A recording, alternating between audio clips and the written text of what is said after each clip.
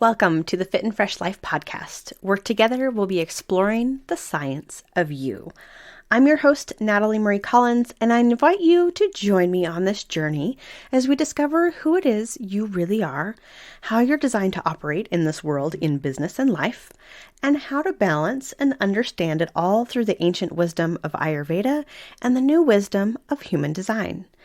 Today, in episode 5, we're going to be exploring what balance means, why it's such a popular term, and is it really possible and maybe even practical?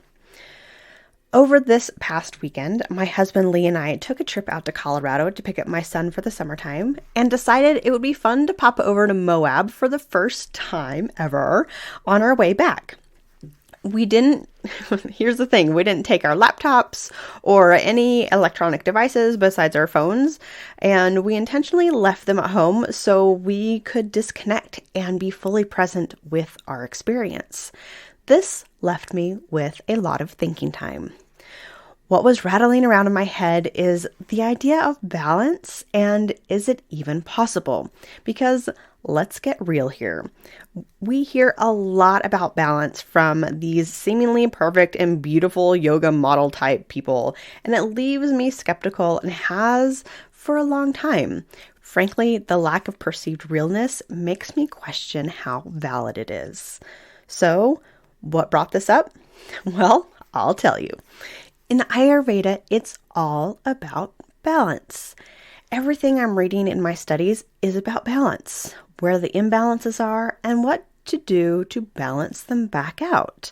I was reading some more in the Idiot's Guide of Ayurveda, and this one particular statement stood out to me.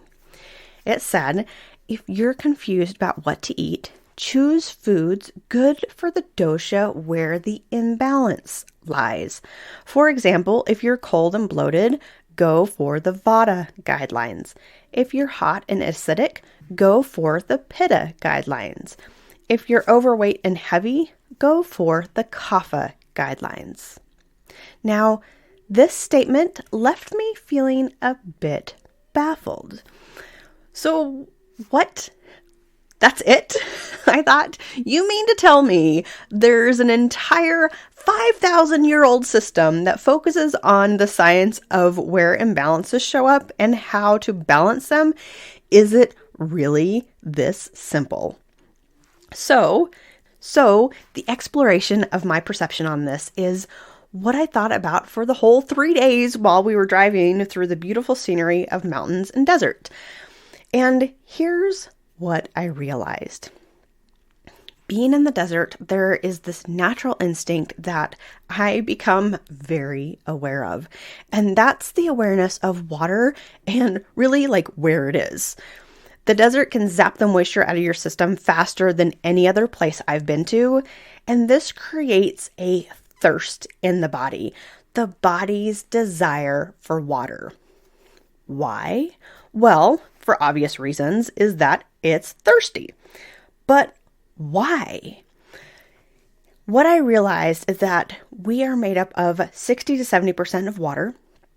The drying effect creates an imbalance in our system.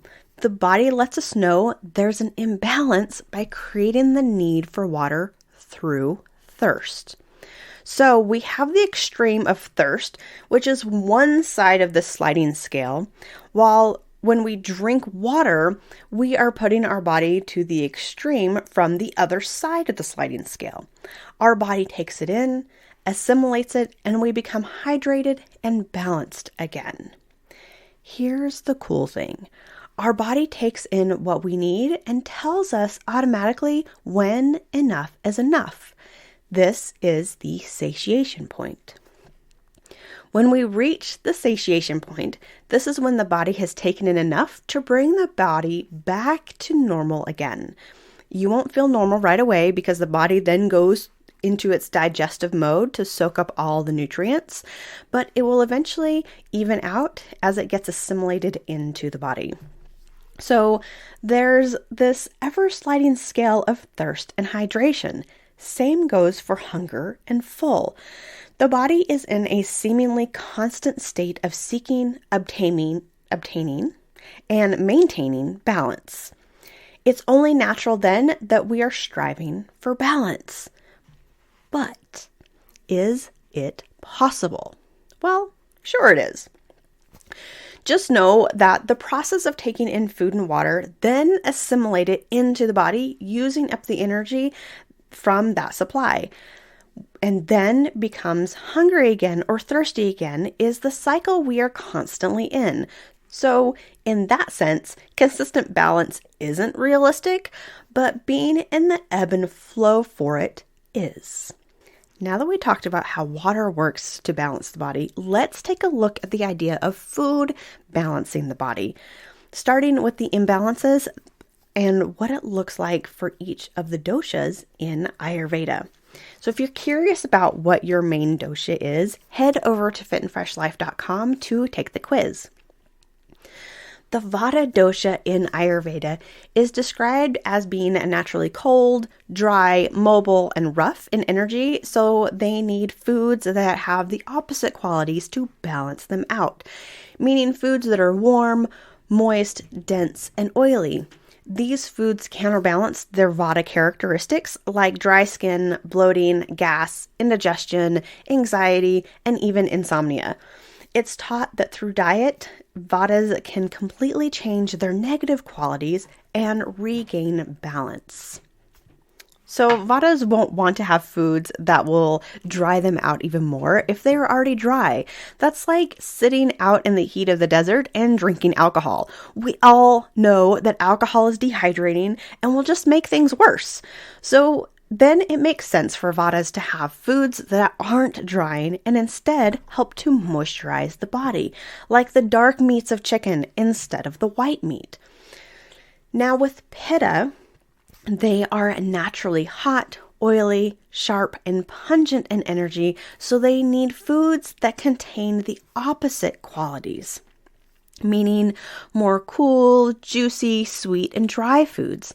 These ingredients cleanse the Pitta system and counterbalance their natural characteristics like oily skin, heartburn, hyperacidity, impatience, overheating, and even ulcers.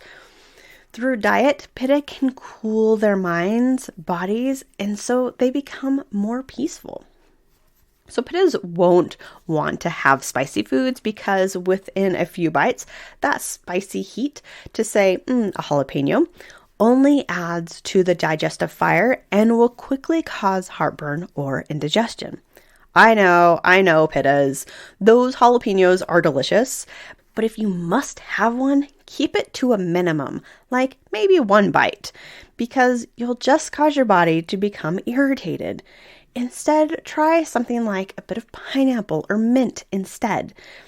It's still going to give you that burst of flavor without the regret of acid reflux. Now, with kapha, they are naturally dense, heavy, oily, and sweet in their energy, so they need foods that contain the opposite qualities to balance them out. That means more light and stimulating, dry, bitterness, astringent, and pungent items. These foods restore their imbalances like lethargy, weight gain, swelling, mucus buildup, and sluggish metabolism. By balancing their diets, Pitta can gain energy and lose weight too. Since kaphas tend to be more heavy and slow, having something light and stimulating will help create that balance for them. Since they have a weak digestive system, lightly cooking their vegetables is best to help with the digestive process. And they need their veggies. I mean, we all do, but especially kaphas. Since veggies are lighter in qualities, it's best for them to have a lot of them throughout the day. This instead of cheese and ice cream, which kaphas naturally love, but shouldn't have because it has the same cooling and heavy qualities as they do naturally, which will just create more of an imbalance in their system. Once we can look at this from this perspective, it makes total sense, right? It also seems a bit too easy.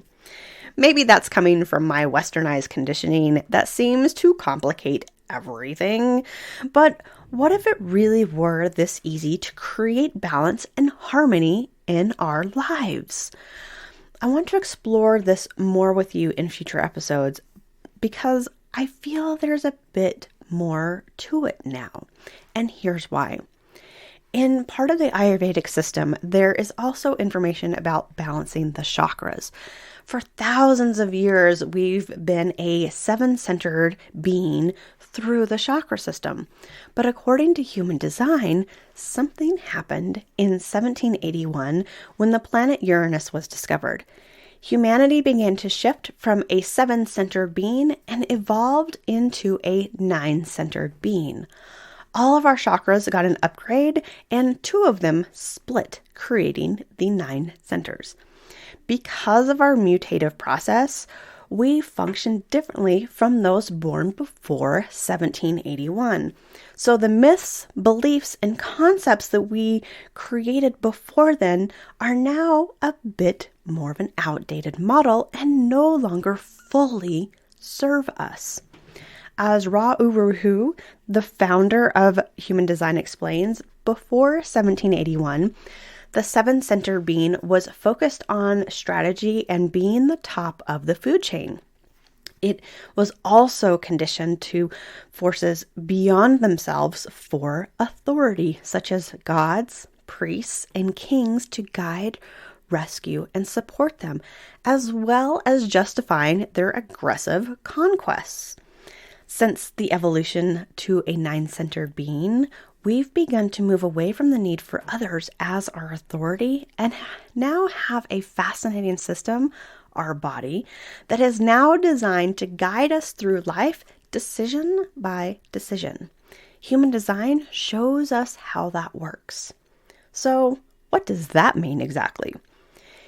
It means we are moving away from the need for higher authority figures because we are becoming capable of being our own authority.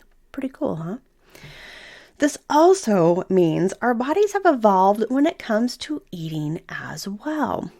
One aspect of human design shows us how the body is designed to digest food, but it doesn't show us what to eat. I believe that that's where Ayurveda comes in and may or may not need to be a bit of an updated version. My quest is to figure this out. This is the ultimate experiment for me because we as a society are still trying to learn how to feed and operate as this new 9-centered being. This is obvious with all the outrageous and unsustainable diet options we have out there. Yet I feel the answer lies inside of Ayurveda and the elements in combination with human design, which are all a natural part of us, even as 9-centered beings. This is, after all, the science of life, and we are evolving to be able to live our best life. I invite you to take a look at what feels out of balance for you and what the extreme opposite of that may look like. And then, what is the true middle point? What is that true balance? What are you thirsty for?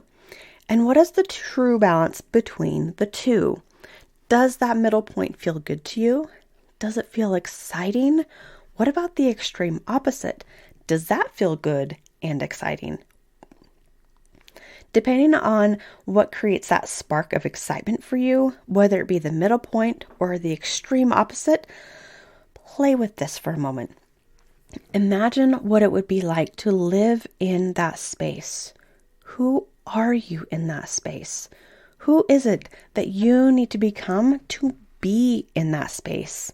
And then ask yourself, what is one thing you can do to start becoming that person? If your life is out of whack and you are craving this kind of shift, this is the easiest and fastest way to start looking at it and what you need to do to start becoming that version of yourself. Yes, there will be roadblocks along the way. Heck, if you didn't have them, you wouldn't be feeling this out of balancedness. They're going to come up. They're going to want to keep you where you are. They feel you are safe here. knowing that there is something better waiting for you when you start nurturing yourself on a deeper level through food, thoughts, action, work, and even environment. Listen, we are all in this together, and I'm here to support you along this journey. Well, that's all for this episode. For more episodes and show notes, head over to fitandfreshlife.com. And until next time, bye for now.